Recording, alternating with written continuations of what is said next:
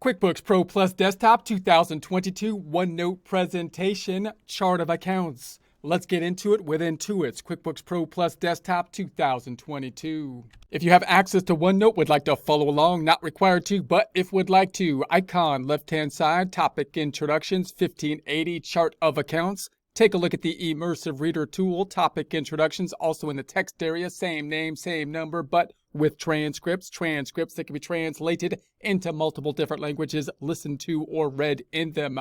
We also have the same name and number as presentations, topic introductions, designed introduction to the topic, providing screenshots, links where applicable, and accounting background to complement the QuickBooks presentations, the ability then to use the screenshots as you're following along with the presentations if you don't have access to QuickBooks at the time.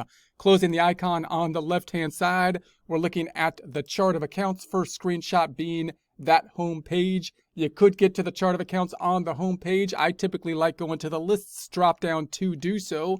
The lists drop-down having a special name in QuickBooks due to the items in the lists, one of the main ones being the chart of accounts.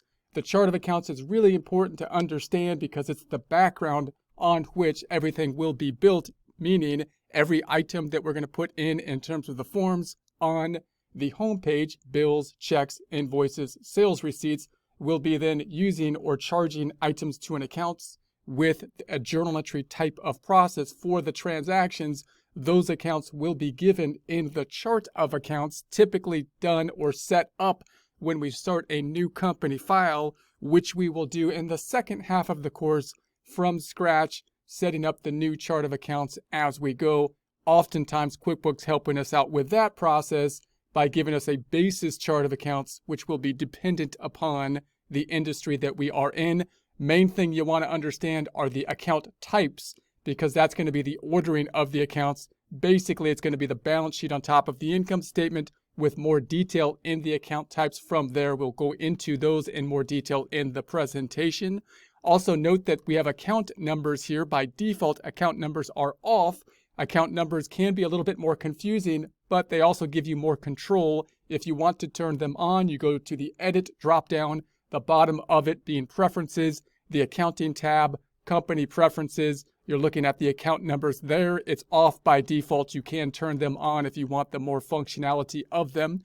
So here's an idea or of a list of the chart of accounts, focusing in here on the, we got the assets up top. We're looking a little bit further down. So we see our liabilities in the 2000s in order here with the other current liabilities. Scrolling down, here's another example of the liabilities accounts. Then if we go down to the bottom, we're into the income statement accounts. We basically have the chart of accounts in order of the balance sheet, assets, liabilities, equity on top of the income statement. Here's the income accounts, then the cost of goods sold, which is a special expense type of account, and then the expense type of accounts below that. Expense type of accounts typically being the largest category of accounts.